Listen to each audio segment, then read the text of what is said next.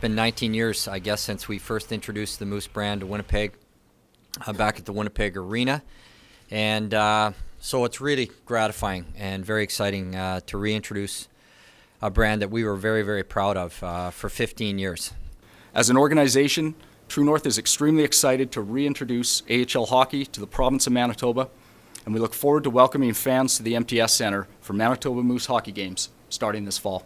The opportunity to bring the American League team home back to Winnipeg is certainly something that I'm very proud to be a part of, and thank our ownership group, True North Sports and Entertainment, for the vision to be able to allow us to get to this point. Welcome to Winnipeg Jets this week, Manitoba Moose this week. This morning the Jets unveiled the name of their AHL affiliate that's relocating to Winnipeg, called the Manitoba Moose. Tim Campbell was on the beat with the Manitoba Moose 1.0 forever and ever.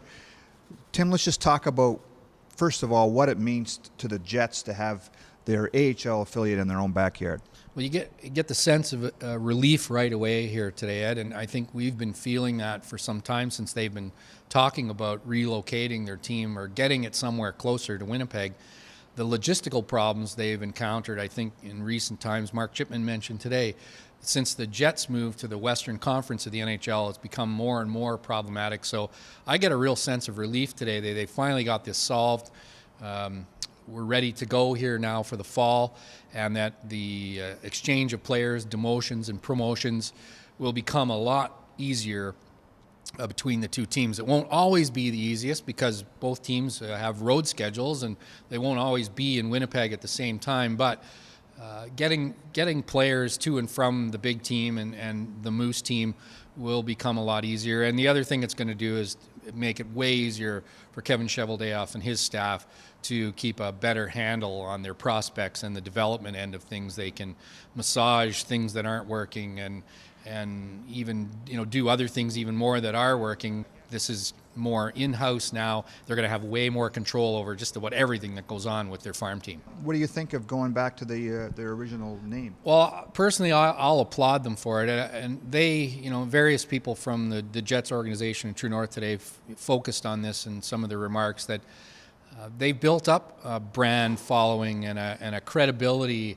and a likability with this logo over the years. It has morphed a couple times itself. We used to call this sort of the angry Moose, back in the later years of the AHL franchise. So they brought this back in a little bit of a different color scheme to match the Jets and the True North NHL scheme.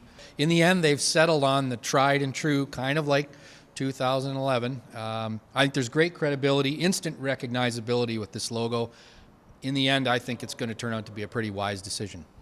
Let's talk a little bit about why this will work. There's obviously a different price point than for the Jets, and I think one of the big selling points too is the fact that it is Jets prospects that are playing here instead of Vancouver Canucks. There's a real attachment from hockey fans here to see the guys that are going to be wearing the big club's jersey down the road. Well, I think you've hit the nail on the head right there with that. It will be American League hockey, which fans here know a lot about, but it will be different in that context. It won't be worried about how we're feeding the Vancouver Canucks.